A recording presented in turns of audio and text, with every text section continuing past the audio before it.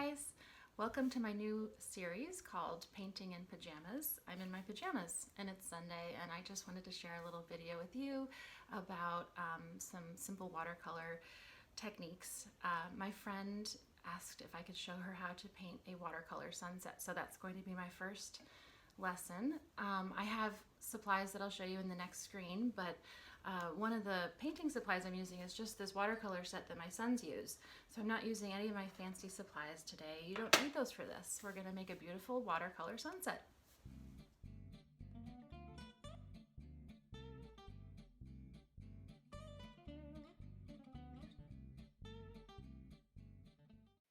Okay, we're just going to start by mixing up some of our colors.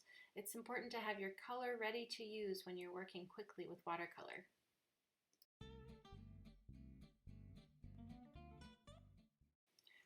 I'm grabbing water from my water cup onto my brush and then dipping it in my paints, which are dry, and then adding more and more water and more color, so I have these little sections of color ready to use that already have water in them.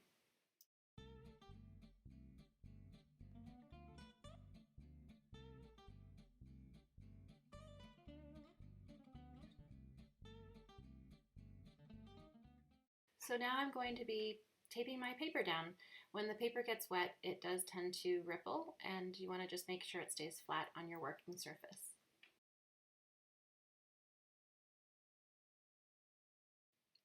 Now I'm ready to begin painting. I'll prepare my paper first by using a technique called wet on wet. So I'm putting water on the paper to make it wet, and then I'm going to be putting wet watercolor on top. This is one of my favorite ways to blend colors together.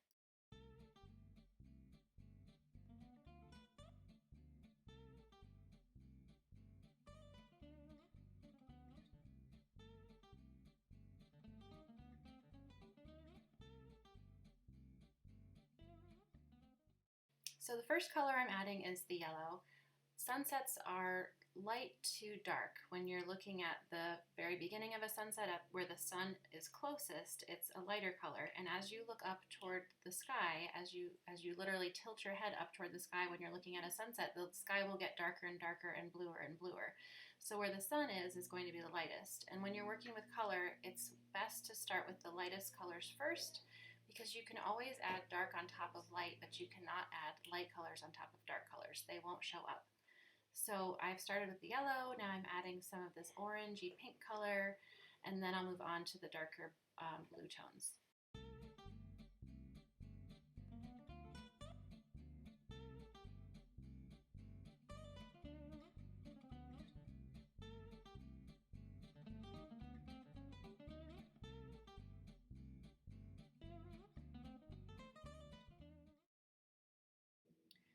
So now, after you've let your watercolor dry just a little bit, you can go into the paper that's still a little bit wet and add drop in, it's called. You're going to drop in some color. So you put your brush onto your actual color palette to get a darker color of the yellow, grab it with your brush, and then tap your paper, and then you'll just be literally dropping in color, and this is going to be the sun.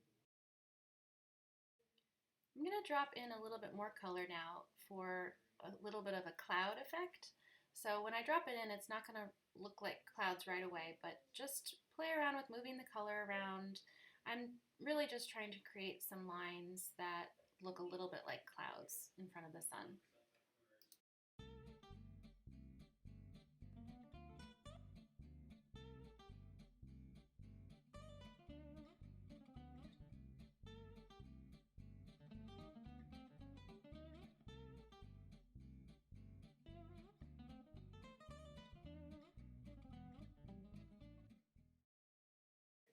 Okay, so once you've let your watercolor dry a little bit more, it's time to add the ocean. And I've got my blue ready to go. I'm going to be working on the sides of the painting, so I'm allowing what would sort of look like the reflection of the sunset on the water. So you're going to leave some of the middle open, and that will just give the effect of the sparkling sun on the water.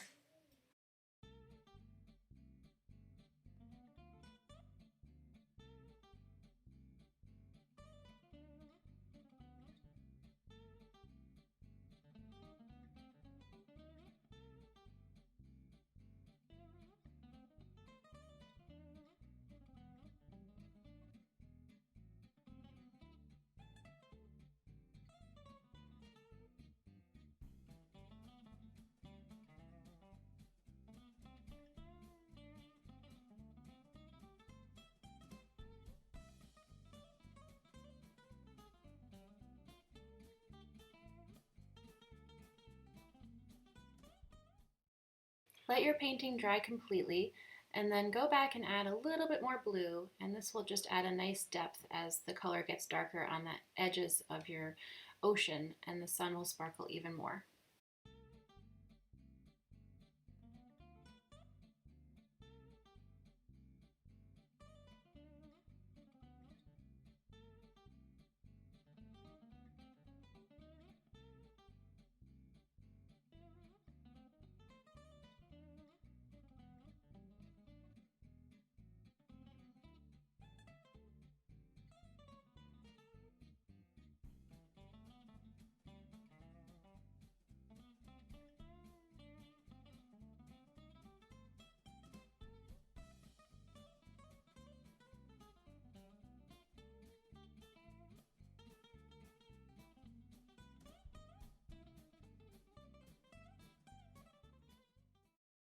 Okay, it's time for one last touch now that your painting is completely dry.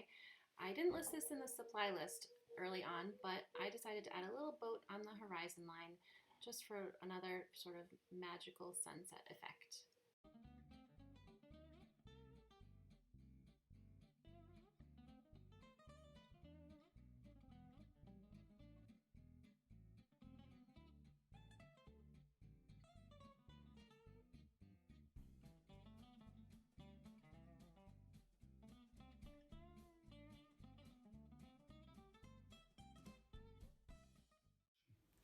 So there you have it, our watercolor sunset with a little pencil boat.